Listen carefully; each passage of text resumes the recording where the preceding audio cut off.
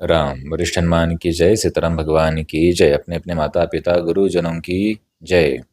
अक्षय तृतीया आने वाली है, तो बहुत ही कम लोगों को ये पता है कि अक्षय तृतीया का उत्सव क्यों मनाया जाता है, इसके पीछे क्या कारण है, कौन कौन सी कहानियां है ना। तो अभी हम आपको इसके पीछे का तथ्य कहानियां बताएंगे और इसका महत्व इतना ज्यादा क्यों है। इस दिन दान पुण्य कर्म जो भी कर्म करोगे उसका अक्षय होने का मतलब ज्यादा गुना फल मिलने का महत्व क्यों है, ये हम कुछ 5 कहानियां आपको बताएंगे, उससे आपको समझ आएगा। पहला, महाभारत की रचना आज के ही दिन प्रारंभ हुई थी लिखने की। वेदव्यास बता रहे थे और श्री गणेश उसे लिख रहे थे लगातार बिना रुके, है ना, क्योंकि उनका वचन था कि बिना रुके आपको लिखना पड़ेगा। ठीक है, ये तो हुआ पहला। और क्या वजह है? एक और वजह है कि माँ गंगा का इसी दिन पृथ्वी पे अवतरण हुआ था, ऐसी एक मान्यता है। ऐसा भी एक माना जाता है इसी दिन उन्होंने इस पृथ्वी पे अपना पहला स्पर्श किया था। और क्या मान्यता है, क्या कारण है? धन के देवता जो कुबेर देव हैं, उनको इसी दिन धन का देवता बनने का आशीर्वाद प्राप्त हुआ था, ऐसी भी एक मान्यता है। और क्या मान्यता है कि जो भगवान परशुराम विष्णु के छठे अवतार है ना, भगवान परशुराम जिन्हें हम कहते हैं, आज ही के दिन उनका जन्म हुआ था, ऐसी ये भी मान्यता है। और एक मान्यता है जिसके ऊपर से इसका नाम पड़ा, इस अक्षय तृतीया ऐसा नाम पड़ा, वो है कि द्रौपदी जो थे, पांडव और द्रौपदी, उनको श्री कृष्ण से अक्षय पात्र प्राप्त हुआ था, है ना। एक कहानी तो सबको पता है कि उन वो सारी संसारिक भौतिक वस्तुएं उस अक्षय पात्र से प्राप्त कर सकते थे, है ना। उस कारण से ही ये अक्षय तृतीया नाम पड़ा, ऐसा प्रमुख मान्यता है। तो ये कुछ 5 कारण हैं जो हमें बहुत ही कम लोगों को पता है, और इसलिए इस दिन का महत्व क्या होता है, ज्यादा बढ़ जाता है।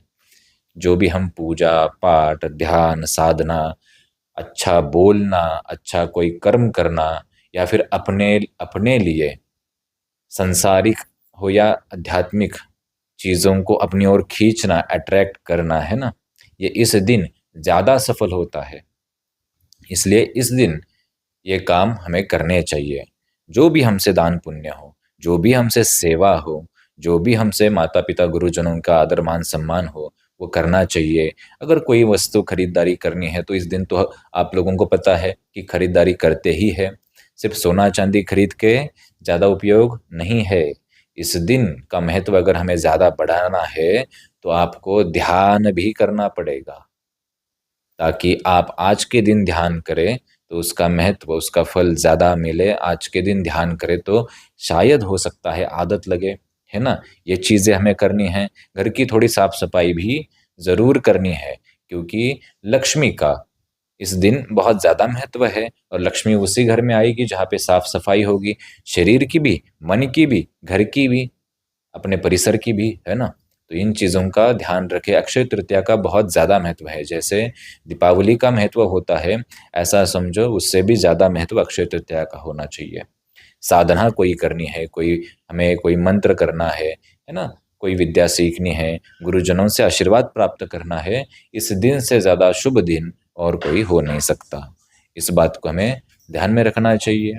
इसलिए आपको क्या करना चाहिए कि अच्छा रहना चाहिए। पहले तो सोचो अच्छा, बोलो अच्छा, करो अच्छा, जैसा भी संभव हो वो। क्योंकि अक्षय तृतीया का दिन तुम किसी को गलती से गलत भी बोला, बुरा भी बोला, क्या पता उसका अनंत गुना फल मिले, है ना। हो सकता है तुम किसी के लिए गलत सोचो बोलो और रिटर्न में तुम्हें वो अनंत गुना होके प्राप्त हो, और हम सोचते रहें कि हमारे जीवन में इतनी समस्या क्यों है। ठीक है, ये चीजें समझ आई तो अक्षय तृतीया का महत्व इससे बढ़ता है। और हाँ, वरिष्ठ हनुमान में जिनको आना है वो सब लोग बातें ये ध्यान में रखे।